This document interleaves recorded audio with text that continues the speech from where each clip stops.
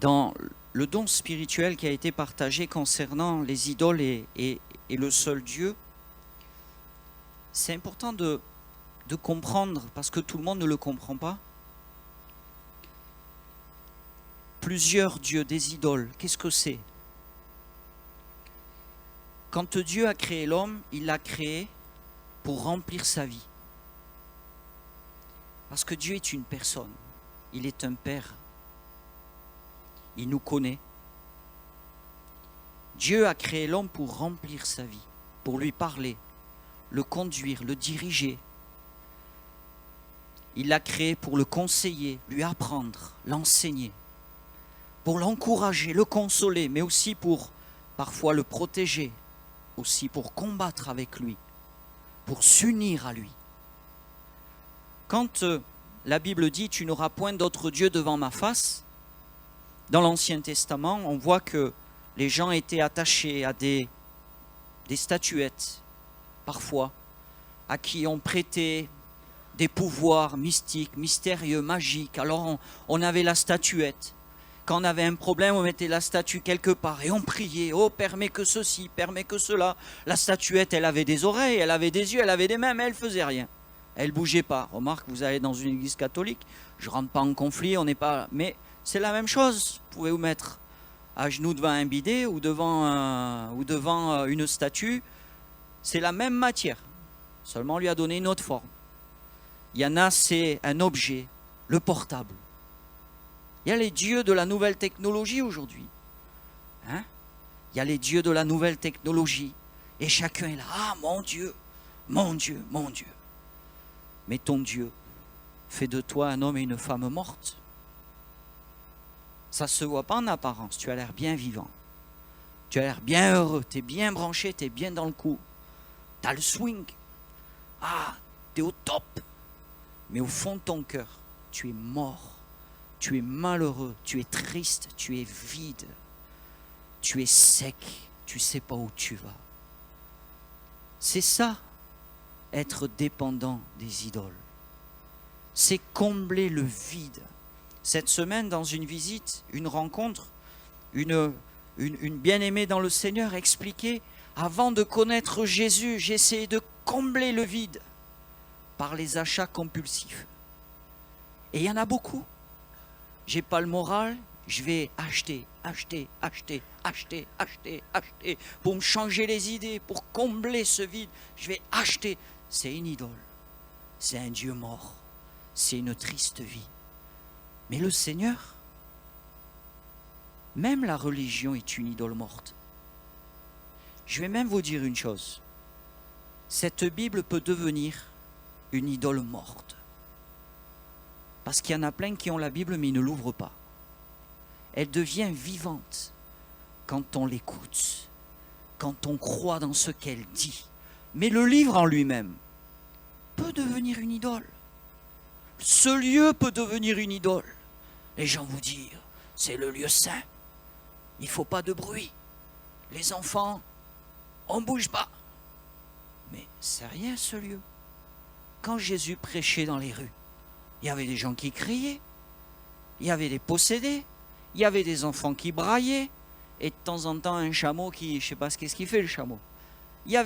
C'était la vie des gens. Jésus n'a jamais dit, avant que j'ouvre la bouche, vous devez faire le ménage, car je suis saint. Et il est saint. Qui me convaincra de péché? Le diable n'a rien à moi, il pouvait le dire, lui. C'est pour ça que les démons disaient, qu'y a-t-il entre nous et toi? Il ne pouvait rien sur lui. Ce sont des idoles, tout ça. La réalité, la Bible dit, peu importe qu'on soit circoncis ou non, ce qui est important, c'est qu'on soit une nouvelle créature. Une nouvelle création. C'est que nous soyons quelqu'un, et nous le sommes, dans le Seigneur. Nous sommes en lui. Nul ne juge l'homme et l'enfant de Dieu, parce que Dieu l'a justifié, parce que Christ en a fait son disciple, le Père en a fait son enfant. Je suis, par la grâce de Dieu, ce que je suis. Les idoles font du bruit. Les idoles ont des couleurs. Les idoles brillent. Les idoles captivent le cœur des gens, mais les idoles font rien. Si on t'enlève tes marques, si on t'enlève tes baskets rutilantes, si on t'enlève tes joueurs de foot, si on t'enlève ton portable, si on t'enlève ton bruit, si on t'enlève tout ce truc qui remplit ta tête, qu'est-ce que tu es?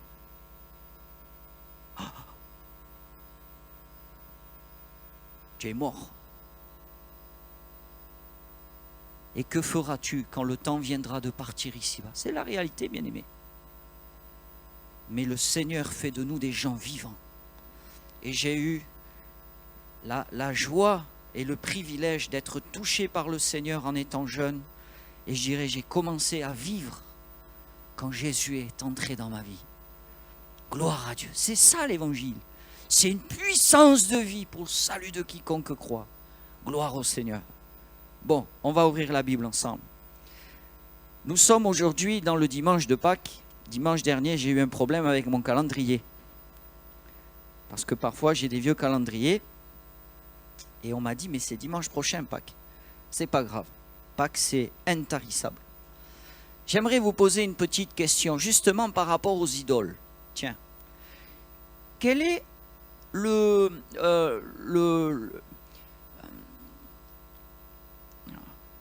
français, il est limité. Nous sommes dans la période de Pâques. Dans la plupart des gens, qu'est-ce que signifie Pâques? Quel est l'objet, les ingrédients qui sont liés à Pâques? Ah, c'est incroyable. Dédé, nous sommes pareils. Le chocolat. Attendez, ne criez pas au sacrilège, ne partez pas en claquant la porte. Vous avez bien compris, je ne vais pas vous prêcher sur le chocolat. Mais pour nous qui sommes enfants de Dieu, quel est l'élément le plus important qui représente la Pâque?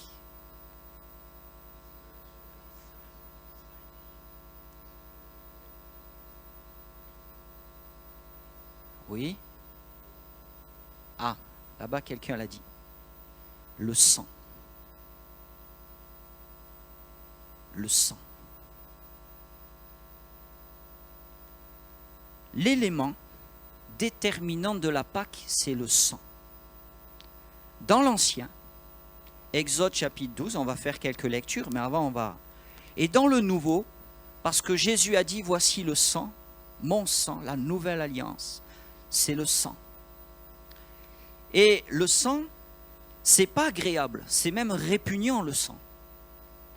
Si vous vous retrouvez devant une situation, quelqu'un se blesse et il y a du sang, la plupart des gens n'aiment pas le sang. C'est choquant, c'est répugnant.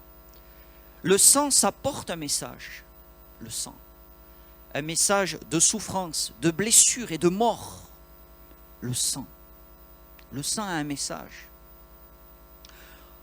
Et on peut être étonné de voir que le sang fait partie à ce point de la Bible. Un jour, on faisait avec, j'étais à Narbonne, un pasteur en formation, je ne sais pas si on peut dire un pasteur en formation, on est pasteur ou on ne l'est pas, mais bon. Mais disons voilà, en formation dans le langage. On faisait une chorale dans un village. On avait une chorale qui chantait des gospels, on témoignait, on donnait des bibles. Et on allait dans les villages, les salles de mairie, tout était ouvert. Et à la fin du concert, du témoignage, tout ça, sommes à la fin et une dame vient, je dis bonjour madame, ah c'était bien, merveilleux, ah c'était bien, super. Et oui, il y a du rythme, il y a... Tenez madame, pour vous une Bible. Ah mais je suis chrétienne. Ah vous êtes chrétienne, vous êtes heureuse d'être sauvée. Elle me dit oui, je suis chrétienne, Dieu nous aime. J'ai dit mais gloire à Dieu. Si le Seigneur a donné son sang pour vous, gloire à Dieu. Elle s'est mise en colère. Ne me parlez pas du sang! Ne me parlez pas du sang! Tout le monde me regardait, j'ai dit, oh là là, le pasteur va arriver, il va dire, qu'est-ce que tu lui as dit? Ne me parlez pas du sang! Elle est partie comme une furie. Et on a une image de l'évangile, Dieu est amour, le sang, non, mais si. Le sang fait partie du message de l'évangile. Le sang fait partie du début à la fin de la Bible. Dès l'Ancien Testament, il a fallu du sang. Dès le début de la naissance de l'humanité, il a fallu du sang pour revêtir l'homme qui était nu de vêtements de cuir solides. Et dans le Nouveau, il faut encore le sang pour revêtir l'homme dans sa nudité morale, dans sa honte, pour le revêtir de gloire. Il faut le sang. Le sang, c'est la vie. Et dès le début de l'histoire de l'humanité, il y a cette marque du sang. Le sang est lié, est présent entre l'homme et Dieu et l'homme. Et ça, il faut le comprendre et l'accepter. Alors, je vais partager avec vous quelques versets et puis après on ira un petit peu plus en profondeur rapidement dans le livre de l'Exode. Concernant le sang, Hébreux chapitre 2 verset 22, la Bible dit, bon j'ai mes notes, vous voyez, je pourrais vous les prêter si vous voulez. Hébreux chapitre 2 verset 22, sans effusion de sang, il n'y a pas de pardon. Il y a une chose à comprendre ici. Hébreux chapitre 2 verset 22. Non?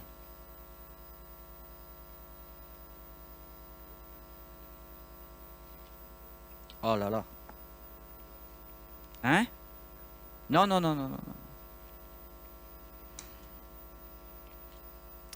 Alors, Hébreux chapitre 2, verset 22, il n'y a pas de verset 22? Oh là là. C'est la catastrophe. Verset 22.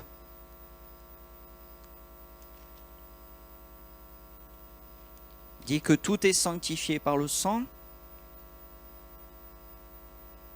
Voilà, merci. Ah là là, heureusement que vous êtes là. Hein. Vous vous rendez compte? Priez pour moi, j'ai les neurones qui flanchent. Hébreux chapitre 9, verset 22. Il est dit que sans effusion de sang, il n'y a pas de pardon. Ça veut dire que le pardon de Dieu n'exclut pas une chose essentielle. C'est que la justice de Dieu, la justice doit être accomplie. À dire, mais s'il y a le pardon, pourquoi il faut du sang? Parce que le pardon de Dieu n'exclut pas, va avec le fait que la justice doit être rendue. Le salaire du péché, c'est la mort. Et à chaque fois que nous demandons pardon, Seigneur, il nous faut réaliser que à ce pardon est lié un fait, effusion de sang. Ce n'est ni à vous ni à moi de dire non, non, vous et moi, nous n'avons aucun droit, aucun pouvoir pour réclamer ou pour établir ceci ou cela. Nous sommes petits.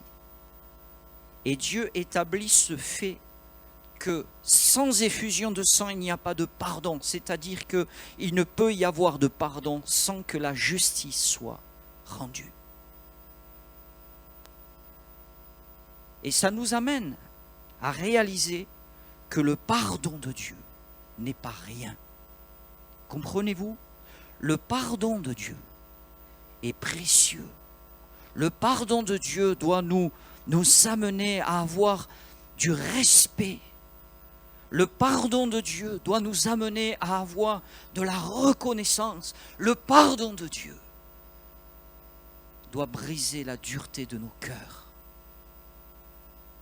Et quand je suis en conflit avec quelqu'un, quand je suis même en conflit avec un membre de l'Église, quand je suis en conflit avec un frère, il y a un moment donné, je ne peux pas aller jusqu'à la rupture, jusqu'à tout casser, tout détruire, à revendiquer mes colères, parce que le pardon de Dieu me ramène à réaliser que s'il n'y avait pas eu le sang, moi je n'ai aucun droit. Mais dans le pardon, je suis réhabilité. Dans le pardon, le Seigneur me regarde comme juste dans le pardon.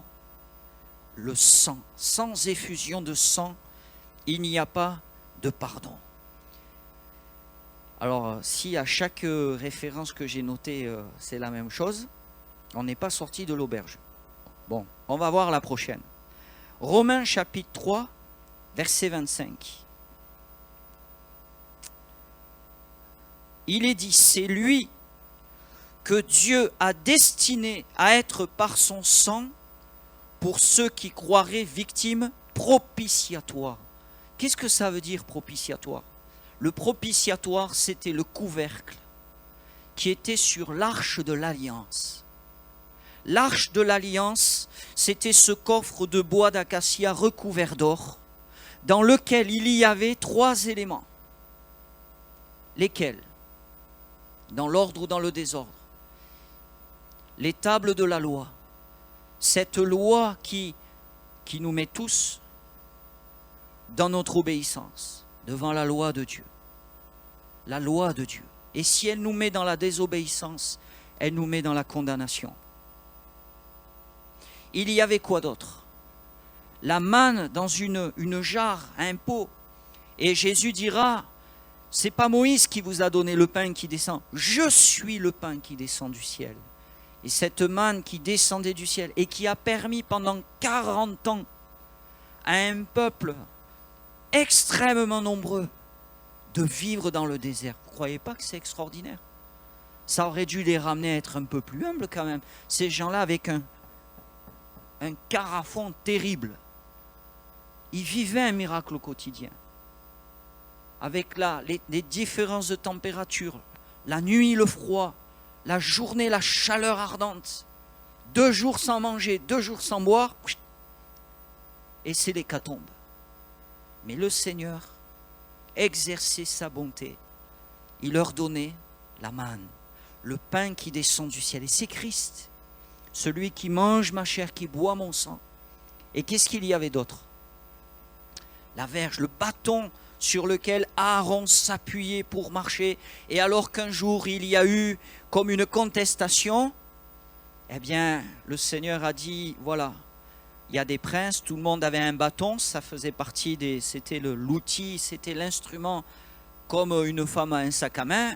Ces hommes avaient des bâtons, ça servait, les bêtes, les serpents s'appuyaient dessus, on se relevait, le bâton était un instrument important, il était gravé, on pouvait même reconnaître à qui il appartenait. Mais les bâtons sont morts, secs. Et Dieu va dire, vous allez enfermer ces bâtons dans la tente d'assignation et vous verrez qui j'ai choisi. Et d'un bâton mort, Dieu en a fait une branche vivante qui a donné des feuilles et des fruits. C'est l'image de quoi? La résurrection. Et tout cela est en Christ. Et voyez-vous, ce coffre était fait de bois d'acacia, un bois épineux qui pique, mais très robuste, recouvert d'or. C'est la nature humaine et la gloire divine. Mais il était recouvert d'un coffre, non pas d'un coffre, d'un couvercle, où il y avait des chérubins, et ce couvercle était fait entièrement d'or pur, d'or pur. Et ce couvercle, il dit ici, il parle du propitiatoire. Qu'est-ce qu'on lit? C'est lui que Dieu a destiné à être par son sang pour ceux qui croiraient victime propitiatoire. Ça veut dire que dans le plan de Dieu, tel que nous sommes, dans la repentance et dans la foi, le sang de Jésus nous couvre. Et Dieu ne nous regarde pas dans notre nature de bois d'acacia épineux, un peu dur, un peu rebelle, caractériel, sombre, difficile, mais il regarde ce couvercle qui nous revêt, cette justice qui nous rhabille. C'est le sang de Jésus, la justice de Christ. C'est important cela, c'est essentiel. Dans Romains chapitre 3, verset 9, c'est Romains chapitre 5.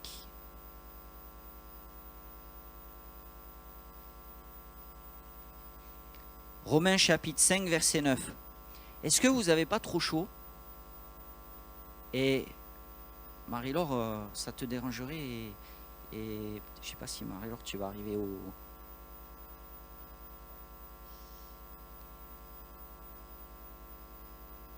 Voilà, merci. Parce que là, je vous vois, vous êtes en train de devenir rouge. Vous étiez des crevettes grises, vous devenez des crevettes rouges. Et moi, je dois être très rouge. Revenons à l'essentiel. Romains chapitre 5, verset 9, pardon. Il est écrit, à plus forte raison donc, maintenant que nous sommes justifiés par son sang. Est-ce que vous vous rendez compte? Comment marche un pécheur coupable? Comment marche un homme qui est conscient de ses erreurs, de ses fautes, de son passé sale? Comment marche une personne comme ça? Elle marche la tête baissée. Le péché nous courbe. Les gens qui marchent droit en étant des pécheurs, c'est les gens qui n'ont pas été dévoilés. Ça vous rappelle quelque chose dans la télévision? Non, je le dis, droit dans les yeux, j'ai pas ceci, j'ai pas cela. Mais quand le poteau rose est découvert...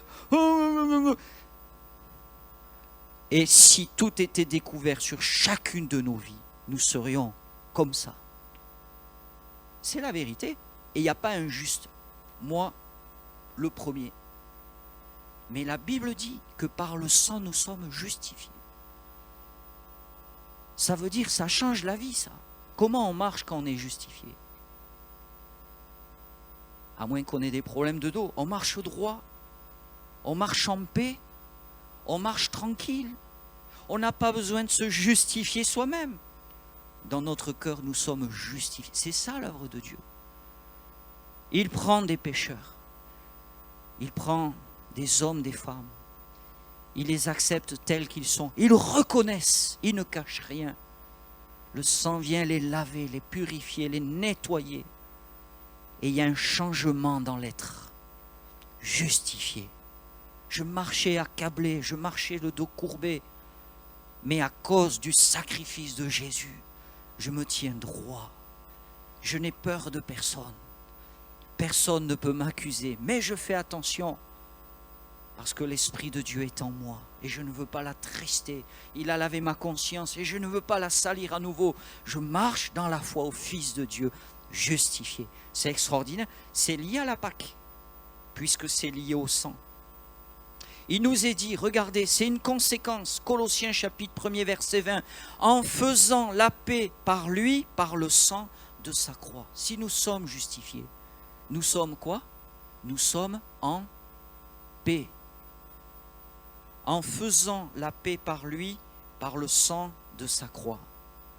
Hébreux chapitre 2 verset 14. Il est dit que le sang purifie nos consciences des œuvres mortes, afin que vous serviez le Dieu vivant.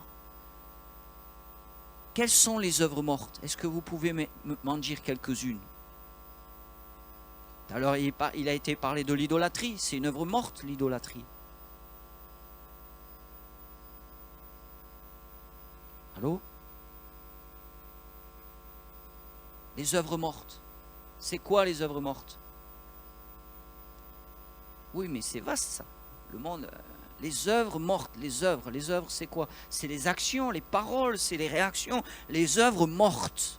Qu'est-ce que c'est les œuvres mortes? Vous en avez fait aucune? La débauche, le mensonge, la colère, la menace, la fierté, l'orgueil, la suffisance, la cupidité. Je nage comme ça. La susceptibilité, les œuvres de la chair, les œuvres mortes. Ça veut dire qu'avant de servir Dieu, afin que vous servez le Dieu vivant, nous avons besoin d'être purifiés. Jusqu'où? Jusqu'où on a besoin d'être purifiés? On l'a lu. Oh, jusqu'où? La conscience. La conscience. Vous savez, cette conscience qui parfois dort à moitié et puis à un moment donné, par un événement, elle se réveille. Et là, elle accuse. Tu es cet homme. Tu as fait ceci. Tu es un hypocrite. Tu as un masque. Tu es coupable. La Bible nous montre ce que fait l'Évangile. Le sang de Jésus. Il purifie la conscience. Il est écrit, dans Hébreux chapitre 10, verset 19, que nous avons au moyen du sang de Jésus une libre entrée dans le sanctuaire. Et il n'est pas parlé du temple ici, mais il est parlé de ce sanctuaire spirituel. Et j'aimerais vous dire quelque chose ce matin. Ce culte, pour peut-être quelqu'un, c'est juste un moment entre le chaud et le froid sur une chaise plus ou moins long.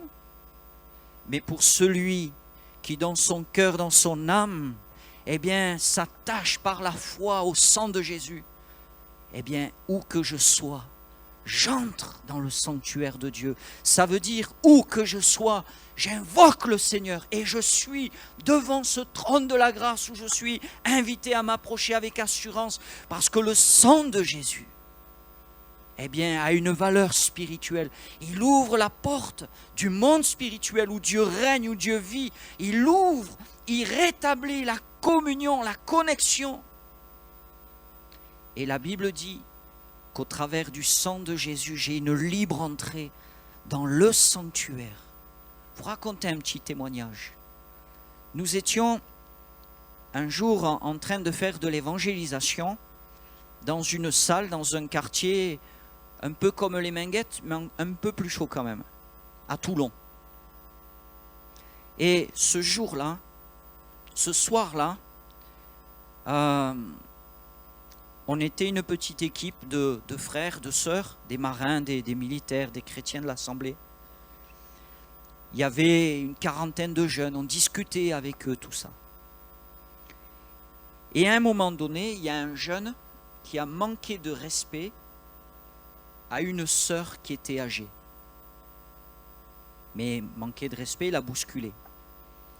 Et son mari, qui aimait Dieu, mais qui était un ancien boxeur, s'est retourné, il lui a mis une pêche.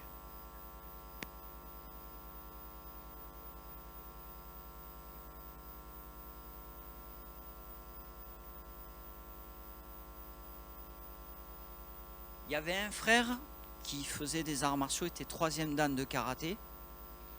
Les autres étaient des militaires. J'ai dit, Seigneur, s'il y en a un autre qui bronche, on se fait, on rit, hein, c'est comique l'histoire. J'ai dit, on se fait démonter en pièces, quoi. On est mort, quoi. Et avec un jeune frère, on s'est enfermé dans les toilettes. On s'est mis à genoux. On a crié à Dieu. Je vous assure, ça n'avait rien à voir avec nos belles prières. Dit Jésus, on est venu là. Au secours. Au secours, au secours, au secours. On va se faire démonter. On va se faire démonter. Les jeunes arrivaient, les pieds, bah, tu vas te casser la tête, bah. Ça criait, ça hurlait. On était là, j'ai dit, purée, mais dans quelle situation on se retrouve? Au secours, au secours. Et on criait à Dieu, et une chaleur, une douceur, une paix qui a commencé à venir, à venir, à venir. J'ai dit alors, j'ai dit, Ferdinand, le Seigneur, il nous a entendu, il est en train d'agir. Autant on était paniqués, perdus, la paix a commencé à venir, on est sortis. Cette paix a commencé à venir, nous étions sur les 9. Les jeunes en face étaient démontés, mais il y avait comme un mur. On est sorti. Il a fallu fermer le rideau, ce moteur de rideau. 10 minutes après, j'ai dit, mais c'est pas possible. Il ne peut pas se fermer plus vite. La paix de Dieu, on est monté dans les voitures, on dit, on va vous caillasser. On est monté dans les voitures. Qu'est-ce qui s'est passé? Nous avons, au moyen du sang de Jésus, une libre entrée dans le sanctuaire de Dieu. Nous, on va dans le sanctuaire de Dieu. Mais à un moment donné, le sanctuaire de Dieu, il vient là où on est. Et quelque chose se passe par le Saint-Esprit. Ça peut être dans ton foyer, au moment où il y a une colère, il y a une dispute, quelque chose qui est en train de prendre des proportions. Va dans la chambre, appelle le Seigneur, parce que tu as libre accès. C'est ce que je vous dis, mais c'est un cadeau de Dieu. Par le sang. Si c'était à cause de notre état, on se dirait, aïe, aïe, cette semaine, c'est pas été terrible. Je prie, Seigneur, mais pardonne-moi, j'ai pas fait. Non, mais on ne pourrait pas. Qui est assez bien? Qui est assez bien? Mais par le sang. Et si nous respectons le sang de l'agneau, il est pour nous puissant. Comprenez? Un petit verset qui a l'air de rien, mais il est extraordinaire. Il est extraordinaire. Il y a ce chant que l'on chante dans Apocalypse chapitre 1er verset 5. À celui qui nous aime, qui nous a délivrés de nos péchés par son sang. Apocalypse chapitre 12 verset 11. Ils l'ont vaincu à cause du sang de l'agneau. Là où l'ennemi essaye de nous amener dans notre propre justice, il essaye de nous ramener à nous regarder nous-mêmes. Mais la Bible dit, ils l'ont vaincu à cause du sang de l'agneau. C'est-à-dire qu'ils ont regardé à celui qui avait tout accompli. Et ce matin, regarde Christ, regarde Jésus. Et sa victoire devient ta victoire.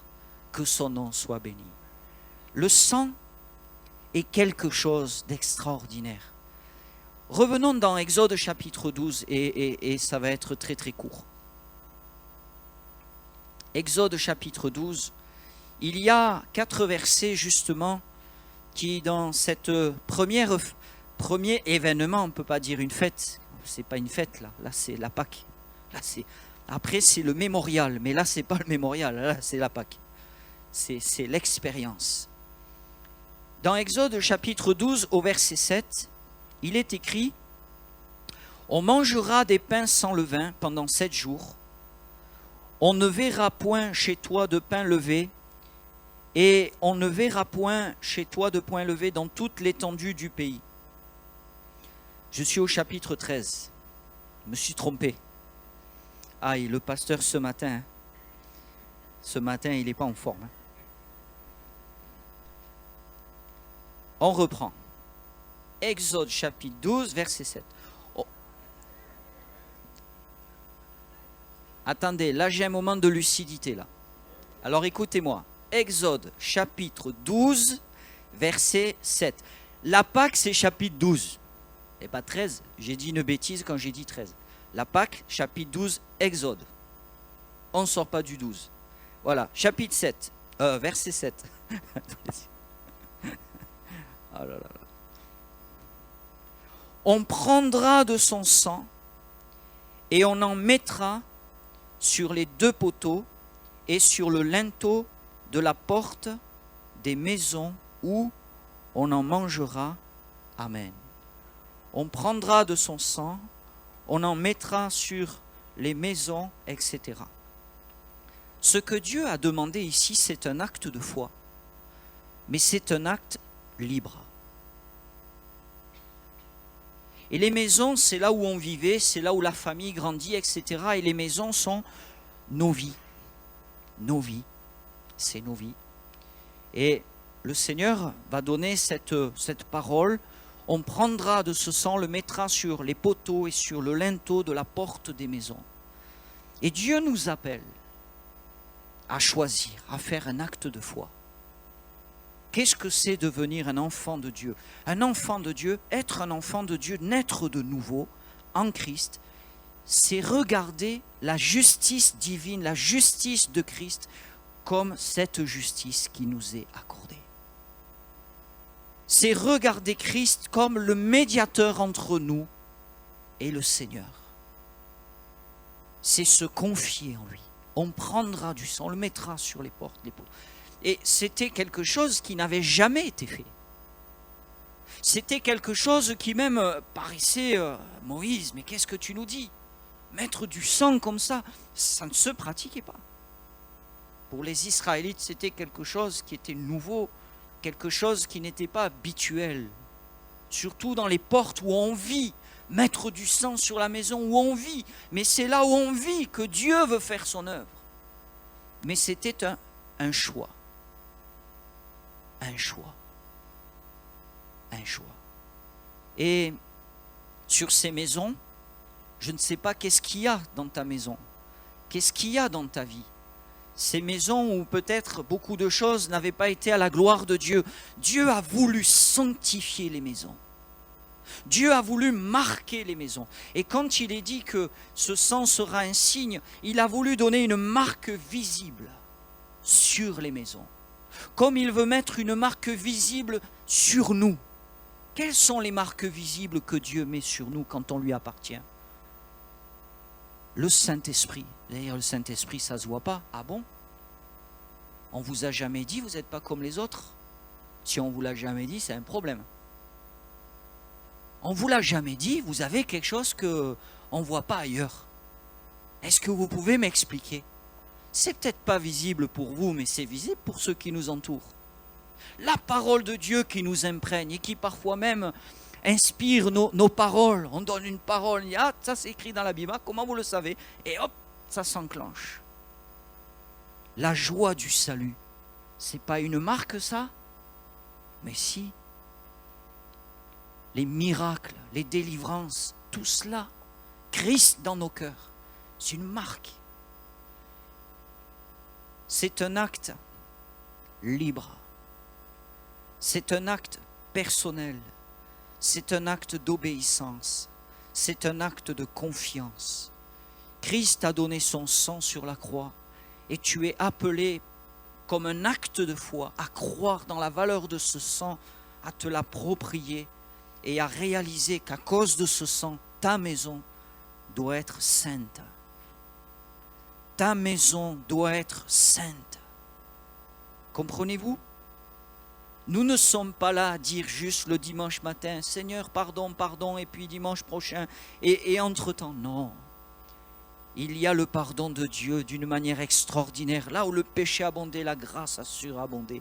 Que son nom soit béni. Mais Dieu nous pardonne pour nous rendre vainqueurs. Dieu nous pardonne pour changer nos vies. Quel changement? Nous rendre comme lui. Vous vous rendez compte? Faire de vous des hommes et des femmes, faire de moi, faire de nous des hommes et des femmes qui ressemblent à Christ. Que son nom soit béni. Gloire à Dieu. Il est dit au verset 13, « Le sang vous servira de signe sur les maisons où vous serez. Je verrai le sang et je passerai par-dessus vous. » Je verrai le sang. Le sang doit se voir dans nos vies. On doit voir cette croix qui a été dressée dans nos vies. On doit voir ce sacrifice dans nos caractères, dans nos personnes. Et je vais vous dire quelque chose, ça nous amène devant nos limites. On se dit, mais Seigneur, moi, mais il faut en faire un sujet de prière. Par nous-mêmes, de quoi sommes-nous capables? Mais si dans la prière, nous crions au Seigneur, ô Dieu, tu connais ma vie, tu connais mon tempérament, tu connais ma vieille nature, mais je te prie, Seigneur, que les hommes te voient en moi. Je te prie, Seigneur, que les hommes te voient en moi. Dieu veut voir le sang, je verrai le sang et je passerai par-dessus. Je vous épargnerai. Je verrai ce sang. Et voyez-vous, tout ce que nous avons partagé, vous le creuserez, mais doit amener à une réalité. Je verrai ce sang. Dans ta vie, dans ma vie, Dieu veut voir ce sang. Dieu veut voir ce sacrifice. Dieu veut voir cette grâce. Dieu veut voir sa justice. Dieu veut voir son empreinte. Je verrai le sang. C'est terrible quand il n'y a pas cette empreinte. Il m'est arrivé de faire des enterrements et de me rendre compte des enterrements de frères et de sœurs qu'après les avoir enterrés, bien des gens ne savaient même pas qu'ils étaient chrétiens. Il y a peu de temps, alors que j'étais dans un magasin et avec un frère, il a dit c'est le pasteur. Alors, il a commencé à titiller. Hop, j'ai répondu. On a commencé à discuter de l'évangile du Seigneur parce qu'il faut, il faut pas se laisser manger. Et à un moment donné, il a dit mais il y a un monsieur là, il fait partie de votre église? Ben oui. Ah, il a un caractère, il est infect, il comprend rien. C'est un bourricot. Quelle honte! Quand on ne voit pas le sang, quand on voit que des caractères piquants, des langues tranchantes, une miséricorde flétrie. Dieu veut voir le sang sur nos maisons, sur nos vies. Dieu veut voir le sang, parce que ce sang est messager, porteur de bonnes nouvelles, de force et d'assurance. Est-ce que vous comprenez? Je verrai le sang. Je verrai le sang. Et puis, au verset 22, toujours le chapitre 12, qu'est-ce qu'il dit? Là, il dit quelque chose d'important. Voilà. Il dit, vous prendrez ensuite un bouquet d'hysope, vous le tremperez dans le sang qui sera dans le bassin, et vous toucherez les linteaux et les 2 poteaux de la porte, et le sang du sang qui sera dans le bassin. Nul de vous ne sortira de la maison jusqu'au matin. Cette petite parole, elle a l'air de rien là. Mais elle est importante. Qu'est-ce que ça veut dire? Ça veut dire que quand l'ange venait sur l'Égypte pour juger l'Égypte, les dieux de l'Égypte, tant que les croyants, on va pas dire les Juifs et les Égyptiens, il y a eu des Égyptiens qui ont été sauvés aussi. Mais tant que les croyants restaient dans les maisons où il y avait le sang, verset 22, tant que les croyants restaient dans les maisons où il y avait le sang, le châtiment ne les atteignait pas. Et ça, bien-aimé, il y a un grand message ici. Comment on peut s'engager dans les eaux du baptême et en cours de route sortir de la maison? Sortir de la grâce. Comment on peut commencer avec le Seigneur et en cours de route tout lâcher, comme si on n'avait rien connu? N'avez-vous pas compris que le salut est utile et efficace que si vous restez dans le cadre de la grâce où c'est par le sang de Jésus que l'amour de Dieu vous est donné? Comprenez-vous? Et il faut le comprendre. Je ne suis pas juste un enfant de Dieu parce que j'ai été guéri, parce que l'ambiance est bien, le pasteur sympathique, et puis il y en a un autre, et puis ça change, et puis l'autre m'a contrarié, et puis ça va pas, patati, patata. Ça c'est charnel, ça. On fait ça dans les clubs de politique, j'allais dire, dans les partis politiques. On change, on tourne, on change de carte. Il n'y a rien d'extraordinaire là-dedans. Pourquoi nous attachons-nous à l'évangile? Parce que si nous en sortons, nous perdons. Nous perdons la valeur, l'efficacité du sang pour nous.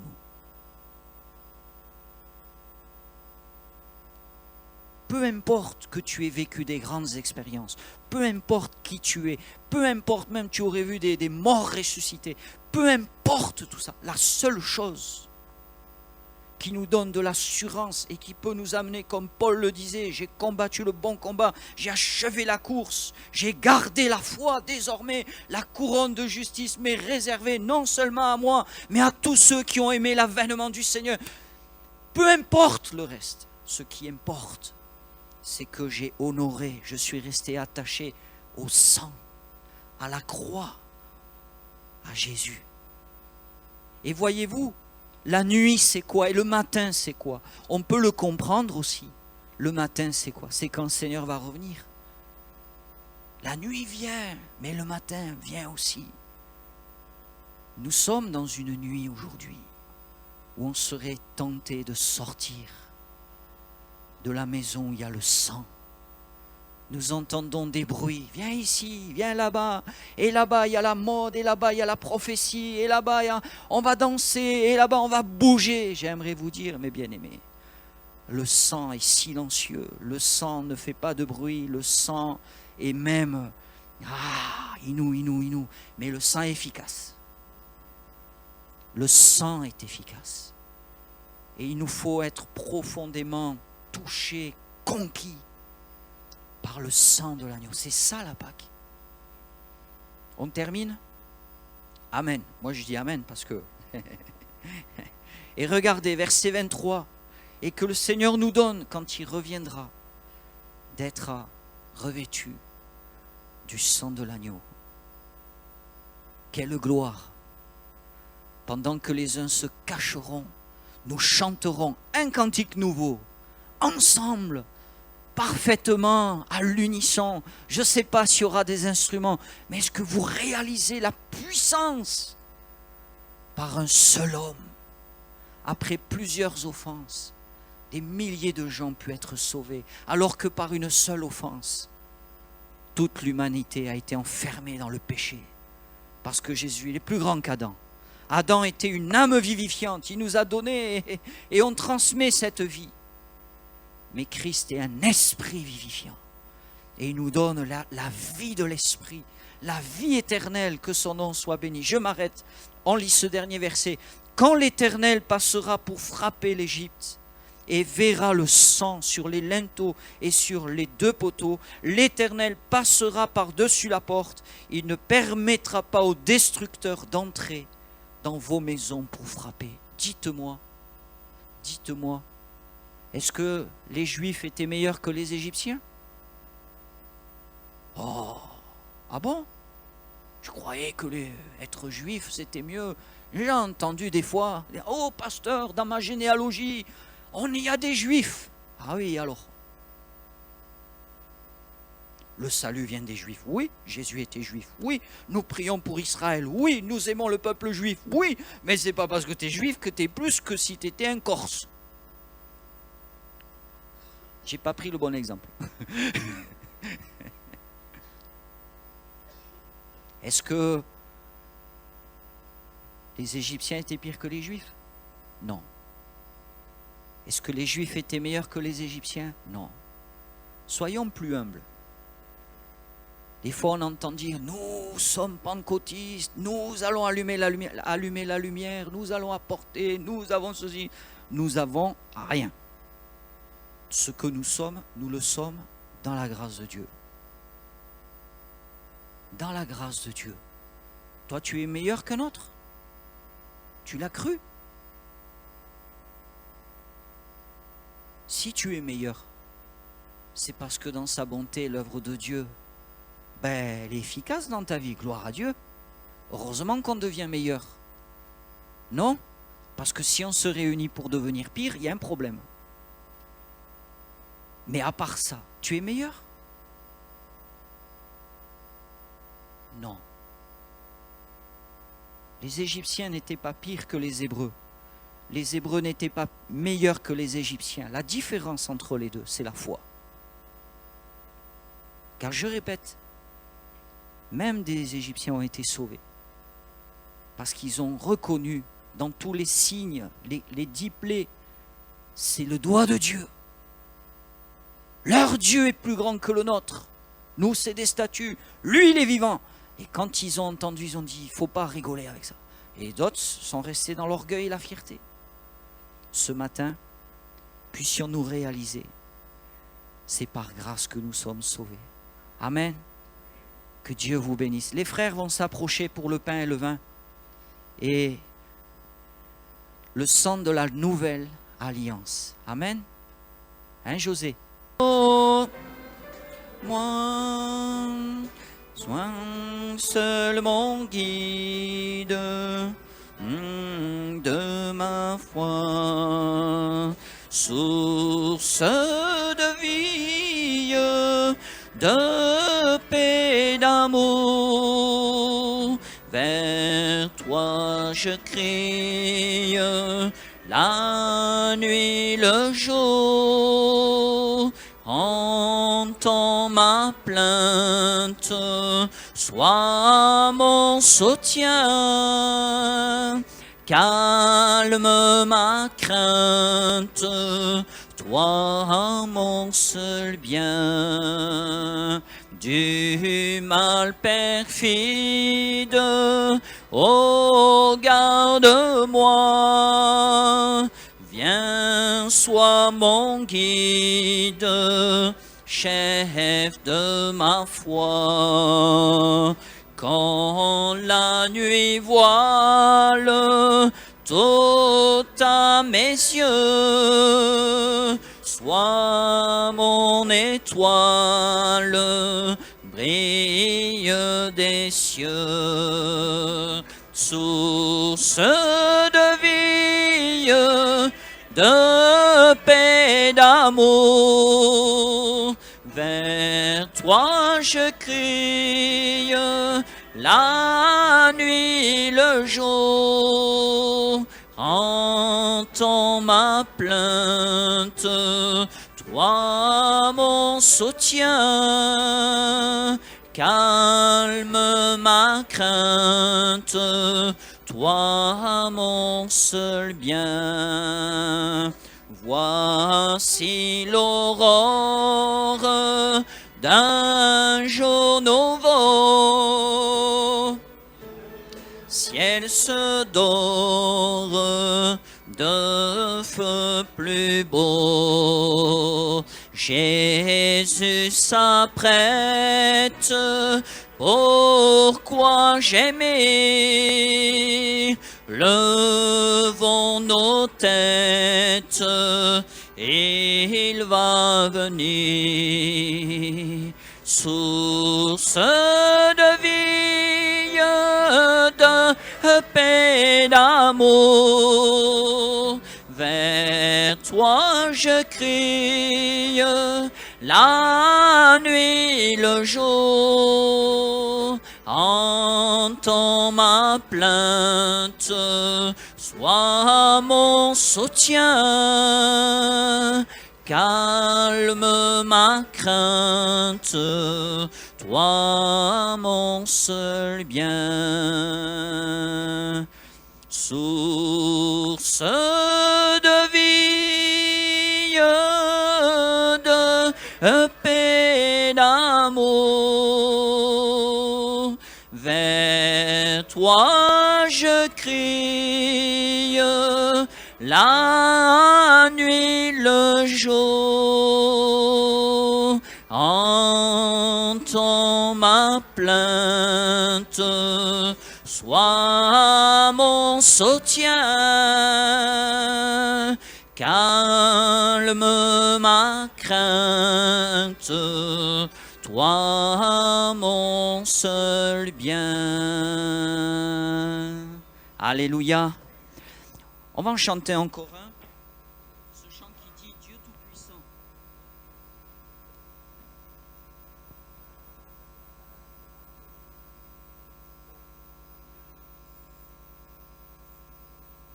C'est le 346 dans le cœur et cantique.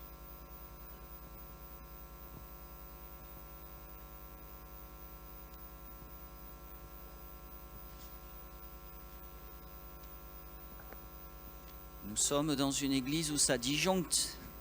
Quand c'est pas le chauffage, c'est la technique. Mais gloire à Dieu, nos cœurs ne disjonctent pas. Nous savons en qui nous avons cru. Le Seigneur est notre espérance et notre force, notre bouclier et notre joie. Alléluia, gloire à Dieu. Ah, merci Seigneur. Dieu Tout-Puissant, quand mon cœur considère tout l'univers créé par son pouvoir, le ciel d'azur, les éclairs, le tonnerre, le clair matin ou les ombres du soir, de tout mon cœur s'élève un chant. Dieu Tout-Puissant, que tu es grand.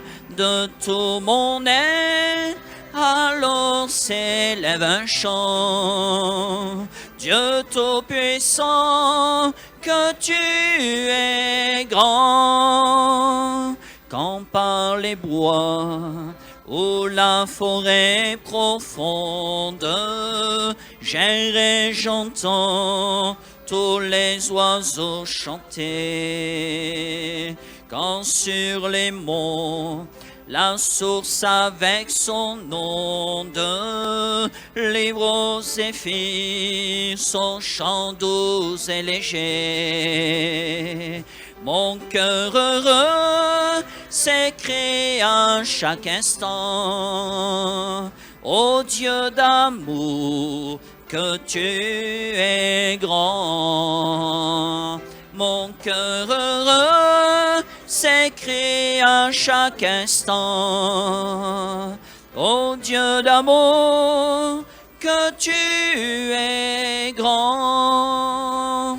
Mais quand je songe au sublime mystère qu'un Dieu si grand a pu penser à moi, cher fils est devenu mon frère et que je suis l'héritier du grand roi. Alléluia. Alors mon cœur redit la nuit le jour que tu es bon, ô Dieu d'amour. Alors mon cœur dit la nuit le jour que tu es bon, ô Dieu d'amour. Quand mon sauveur éclatant de lumière se lèvera de son trône éternel, et que laissant les douleurs de la terre, alléluia, je redirai dans son divin séjour, rien n'est plus grand que ton amour. Je redirai dans son divin séjour, rien n'est plus grand que ton amour. Je redirai dans son divin séjour, rien n'est plus grand que ton amour. Je redirai dans son divin séjour, rien n'est plus grand que ton amour. Alléluia. Seigneur, ce matin, nous sommes dans le divin séjour, là où la grâce de Dieu, ta présence règne. Et je peux dire de tout mon cœur que rien n'est plus grand que ton amour. Tu m'as touché, tu m'as béni, tu m'as permis de voir cette lumière invisible aux yeux des hommes, mais qui se voit dans le cœur du repentant et qui croit, cette lumière de ta personne. Tu m'as permis de la recevoir et je te loue de tout mon cœur, de toute mon âme, de toute ta force. Je te loue car tu es le Seigneur vivant. Il y a tellement de choses extraordinaires en toi et ce matin, vraiment merci. Tu nous accueilles, Seigneur, et c'est une grâce merveilleuse. Sois loué, mon Dieu, mon roi, au nom de Jésus. Amen.